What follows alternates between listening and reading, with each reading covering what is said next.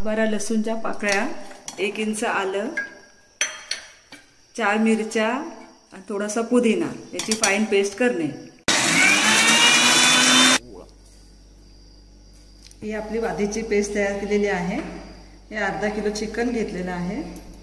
1 teaspoon लाल तिखट, गरम मसाला, चिकन मसाला आणि धने जिरे पावडर।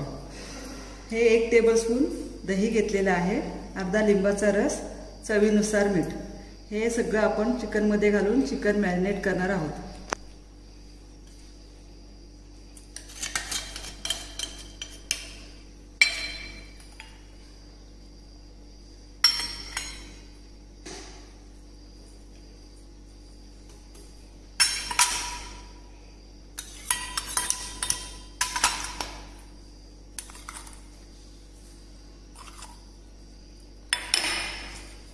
हे सर्व साहित्य चिकन मध्ये घातलेलं आहे। आता पाऊण तासासाठी चिकन मॅरिनेट करायला ठेवून द्यायचं आहे।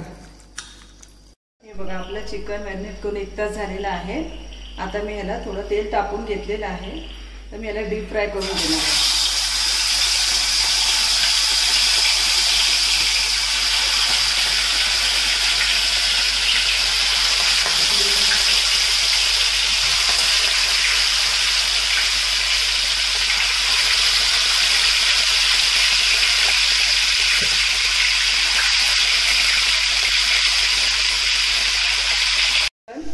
छानपैकी शिजलेला आहे, डीप फ्राय झालेला आहे आणि खाण्यासाठी सुद्धा तयार आहे।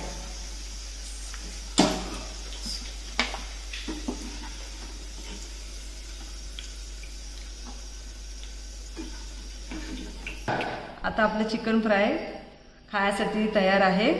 ती मी पुदिन्याच्या चटणीवर सर्व करणार आहे। तुम्हाला माझी रेसिपी आवडल्यास माझ्या चॅनलला लाईक करा।